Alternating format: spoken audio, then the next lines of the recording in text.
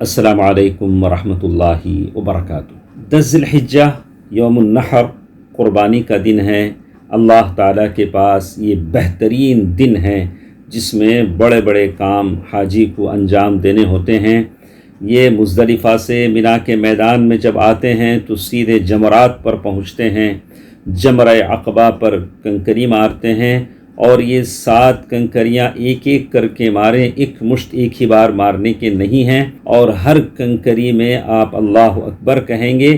اور پہلی کنکری جب مارنے سے پہلے ہی آپ تلبیہ بند کر دیں گے اور ہر کنکری پر اللہ اکبر کہیں گے، اور کنکریاں چنے کے دانے کے برابر ہونی چاہیے، اس سے بڑی نہیں ہونی چاہیے، اور تیقن کر لیں کہ یہ کنکریاں گول دائرے میں گرتی ہیں، اور صرف ایک جمرہ عقبہ کو اس دن کنکری ماریں گے، اور جیسے یہاں سے فارغ ہوتے ہیں سیدھے اپنے سر کے بال منڈوائیں گے یا ٹرم کریں گے، منڈوانا زیادہ افضل ہے، اور پھر اپنے جانور کو ذبح کریں گے،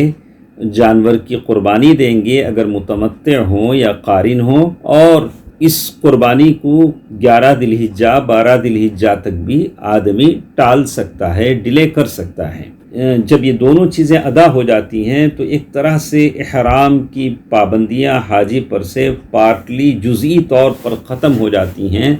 تو مطلب یہ ہوگا کہ جماع کے علاوہ ساری پابندیاں ختم ہو جاتی ہیں۔ اب اپنا احرام اتار کر کے سادے کپڑے پہن لے بھی سکتا ہے، اور پھر وہاں سے جائیں گے طواف افاضہ کے لیے، جسے ہم طواف افاضہ کہتے ہیں، طواف